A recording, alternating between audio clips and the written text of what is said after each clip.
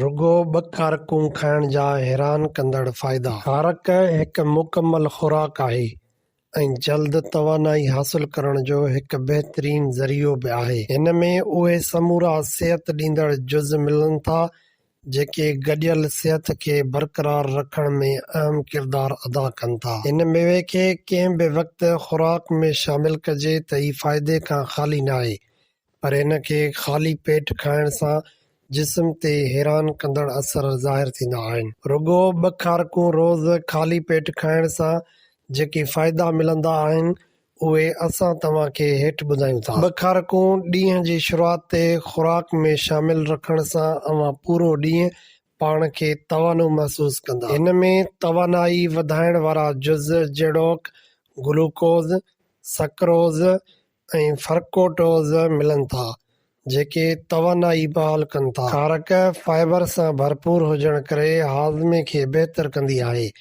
रुगो ॿ ख़ारकूं ख़ाली पेट खाइण सां कब्ज़ जी शिकायत ख़तम करण में मदद मिलंदी आहे। उन लाइ राति जो ख़ारक खे पाणी में रखो ऐं सुबुह जो खाई छॾियो।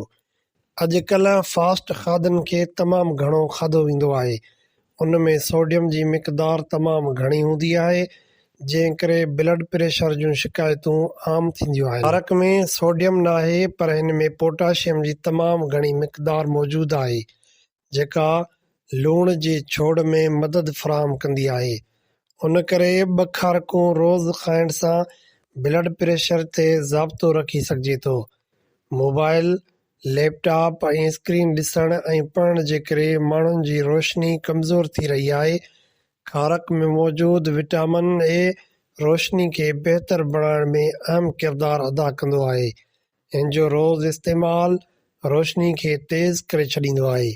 हिन में शामिल केतिरा ई अहम विटामिन्स ऐं मिनरल्स जेके एंटी ऑक्सीडेंट जियां कमु कंदा आहिनि, जिस्म खे फ्री रेडिकल खां महफ़ूज़ रखी केतिरनि ई बीमारियुनि खां बचाईंदा आहिनि ऐं हिन में मौजूदु आयरन रत जी घटिताई खे ख़तमु करे हेमोग्लोबिन जी सतह खे वधाईंदो आहे। इहो ई अॼु जी असांजी वीडियो। वधीक मालूमाती वीडियो ॾिसण लाइ असांजे चैनल सिंधी डॉक्यूमेंट्री खे ज़रूरु सब्सक्राइब कयो।